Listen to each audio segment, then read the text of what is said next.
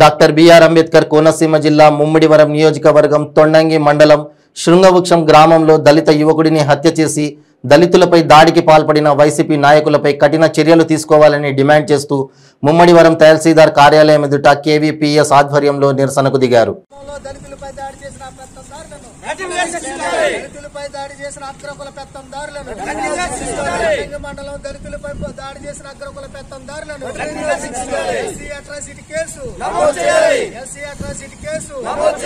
భూమి ఇల్లు ఇళ్ల స్థలం బాధిత కుటుంబానికి 25 లక్షల ఎక్స్‌గ్రేషియా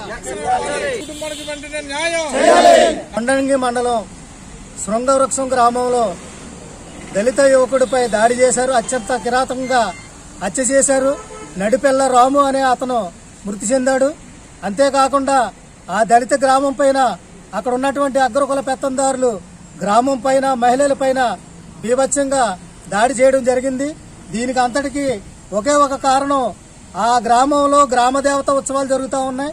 ఆ ఉత్సవాల్లో దళిత కుటుంబాలు పాల్గొన్నాయని చెప్పి ఈ గొడవ అయ్యింది. ఈ గొడవలో నడిపల్లి రాము అనే అతన్ని పీక కోసి అత్యంత కిరాతంగా హత్య చేయడం జరిగింది.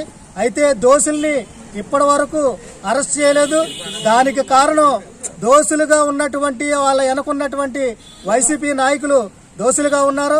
పోలీసులు కూడా సాధారణమైన సెక్షన్లు పెట్టి కేసు కట్టారు తప్పితే మామూలుగా 307 కానీ 302 కానీ సెక్షన్లో కేసులు కట్టలేదు. కాబట్టి కుల వ్యతిరేక పోరాట సంఘంగా మేము డిమాండ్ చేస్తా ఉన్నాం. ఎస్టీ అట్రాసిటీ యాక్ట్ ప్రకారంగా దోషులపై కేసులు కట్టాలి. తక్షణమే వాళ్ళని అరెస్ట్ చేయాలి. అలాగే బాధిత కుటుంబానికి 25 లక్షల రూపాయలు ఎక్స్‌గ్రేషియా ప్రకటించాలి. భూమి ఇల్లు ఇళ్ల స్థలం కూడా ప్రభుత్వమే ఇవ్వాలని చెప్పి, అలాగే దాంతో పాటుగా జస్టిస్ పున్నయ్య గారు చేసిన సిఫార్సుల ప్రకారంగా ఆ గ్రామాన్ని ఎస్పీ జిల్లా కలెక్టర్ సందర్శించాలి.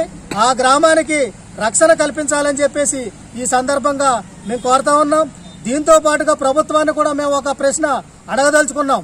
ఎందుకంటే 180గా ఉన్నటువంటి దళితుల ఓట్లు ఈవేళ ప్రభుత్వం వేసుకుని ఈవేళ దళితులకి రక్షణ రాకుండా పోతా ఉంది.